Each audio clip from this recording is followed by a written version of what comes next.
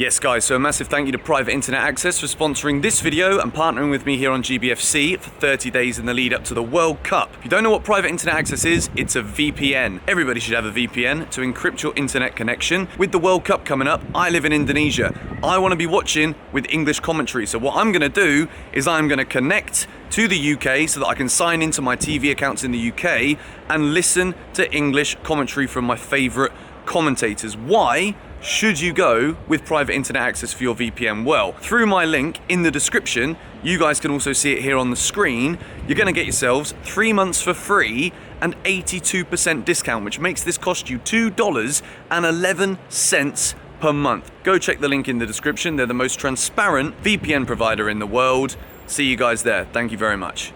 Yes guys, welcome back to another video. Welcome to the George Benson football channel for 6 things we learned from Chelsea 1, Manchester United 1. A semi-frustrating game, in my opinion, to be honest. When I watch Premier League football at the moment, there are certain teams that blow you away. There are certain teams that are near the top of the table who play well, sometimes get the job done, Chelsea being one of them, but it doesn't show me that we're at the level that we want to be in to be achieving what we want in the Premier League. And I'm not going to criticise too heavily what Graham Potter has done since he come in at Chelsea. We know what happens at Chelsea Football Club. There are roller coasters. There are managers who'll get fired when you least expect it. Managers who quickly seem to deteriorate in terms of form, results and everything else. And then new managers come in and questions should be asked. Questions don't need to be asked right now too much of Graham Potter because he's doing a good job. We are unbeaten.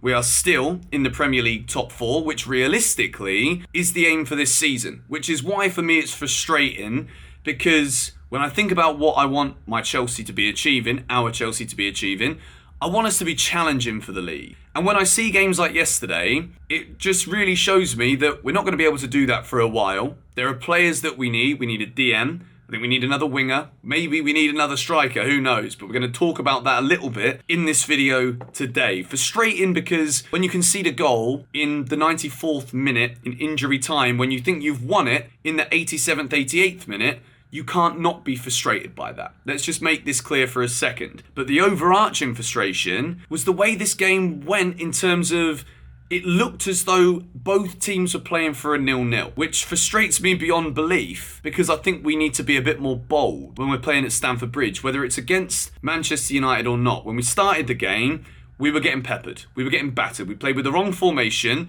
Cucurella was playing left centre-back but thought he was playing as a left forward. And we were getting caught out many times, but for the brilliance of our goalkeeper. We changed the formation, credit to Potter, and the game seemed to tilt in Chelsea's favour. United were getting frustrated because we were frustrating them. Kovacic came on the field. Chelsea, no surprise really, because Mateo Kovacic is a top player. Chelsea start to control and dictate the game.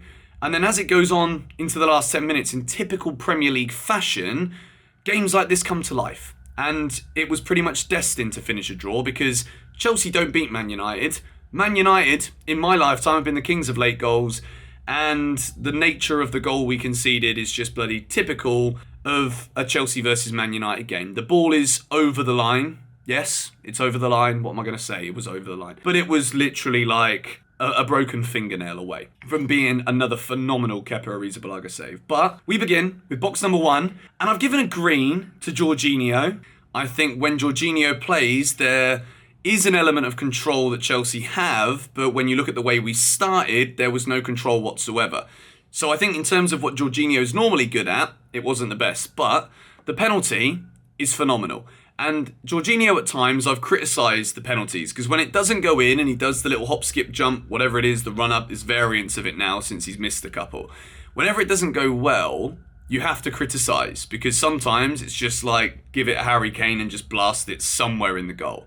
But this penalty was a pressure penalty. Late on in the game, you thought you'd won it after Jorginho scores that. But the whole time, Azpilicueta, the United players are trying to interrogate the referee to delay the penalty taken. Azpilicueta is there trying to put his two penneth, as my old grandparents would say, put his two penneth into it. And Jorginho is there with the ball, knowing he's going to take it. Pressure kick, massive moment at the top of the Premier League table.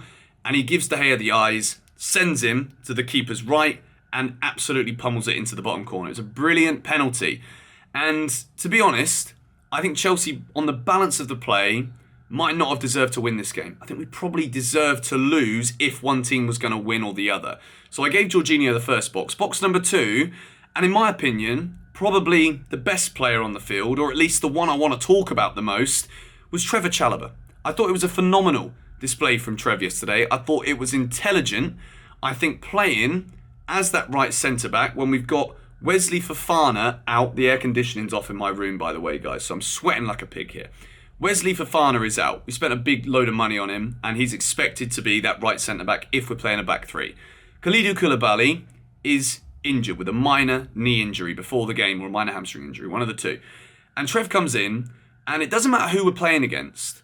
Trevor Chalobah is so collected in a Chelsea shirt, and I think the fact he managed to stay in the summer, I say managed to stay, I think he probably wanted to stay, but with interest coming from big clubs, knowing that he's not first choice, there is an element of, you've got to be very patient here. And I think what Trevor has, other than the incredible record of 31 games now without losing since he started for Chelsea Football Club, that is a phenomenal statistic. And I think as much as when you get these stats, sometimes you can kind of ride on it for quite a long time, there is a lot of positives. Whenever we've spoken about Trev, there was a period of form around Christmas time last season where his form did deteriorate. There are a couple of erratic, silly mistakes that you would probably expect from a young player still in his opening season in the Premier League.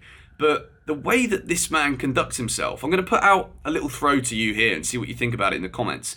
When England are talking about defensive issues, injuries to players, bad form, Harry Maguire, how he gets in here, I don't know. Why is Gareth Southgate not even sniffing around Trevor Chalobah? Incredibly consistent, brilliant on the ball, can play in various different positions. Gareth, explain yourself, geezer. Box number 3 is a red for Cucurella. Chelsea, the shape of what we did in that first 35 minutes of this game was appalling. I think we were incredibly lucky, but for a man that we're going to speak about again in a moment. It seems that we do it in every video now, but Kepa does have a box. Cucurella is playing left centre-back, but he was all over the shop.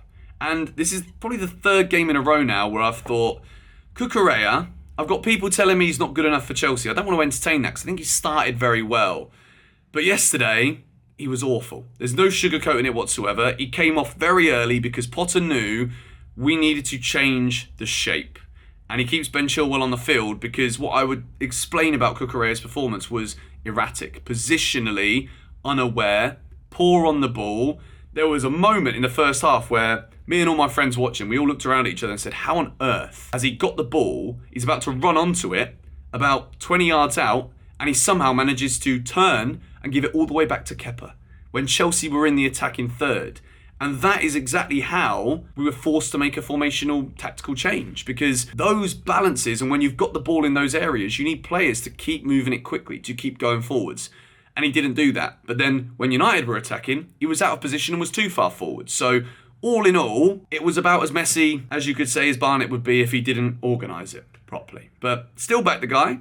Just think that yesterday was a poor one from him. Box number 4 is another red for Aubameyang. I thought yesterday he was poor. There were moments where he could have gone for a header, but he decides to lift his leg up. There were times when he could have got a proper shot away, but he scuffs it. There were times where the movement was too slow, no gambling, and it was just not good enough. Considering, and I don't want to do comparisons, but I'm going to do comparisons. Man United and Cristiano Ronaldo are in their own little hellhole with one another right now. Aubameyang, if it was Ronaldo, who Chelsea could have signed in the summer, but we didn't, but he's not even on the Man United bench because he's fallen out with Manchester United. If it is Ronaldo on the end of some of those chances yesterday, Chelsea dominate and smash Manchester United, but Aubameyang didn't do it. Your striker is on there to score goals.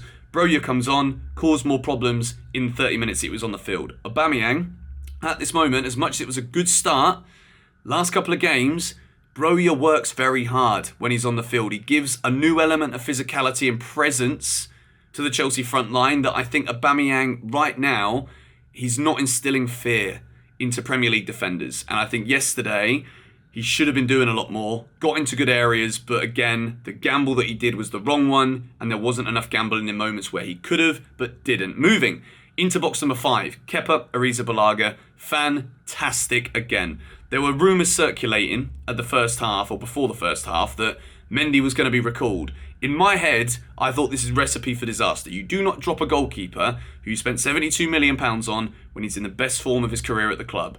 We didn't drop Kepa. Kepa plays, and Kepa once again in that first half saves Chelsea from what could have been a humiliation, borderline capitulation.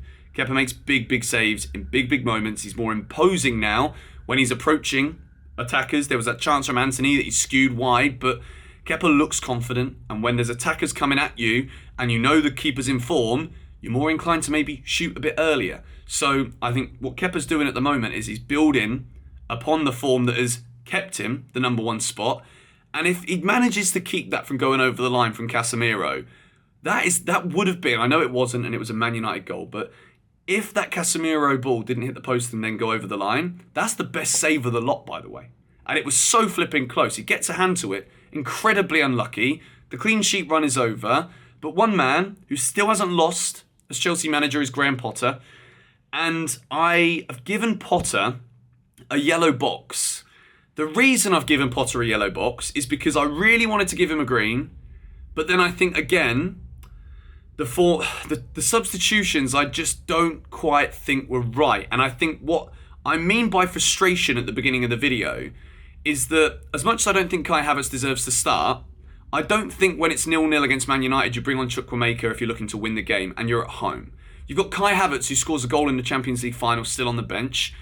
I think that maybe we should have gone a bit more gung-ho because Man United were poor in that second half. Chelsea had it there for us if we could just be a bit more clinical in front of goal. So I've given a yellow because as much as we managed to manage the game due to the formation and tactical shift in the first half, I think the way that we played the second half was nowhere near dominant enough and go for it enough for the quality we've got in this team. And I think both sides yesterday would have been happy to walk off with a 0-0, keep the unbeaten record and just be like, right, we're still in the race for the top four. Let's play against some weaker teams next week and see what we do. So that's why I've given Potter a yellow. Please let me know your thoughts on that in the comments down below. I'm sweating like a pig right now, so I'm going to stop recording this video. Thank you guys so much for watching. Let me know your 6 things you learned in the comments down below. Come on, you Blues.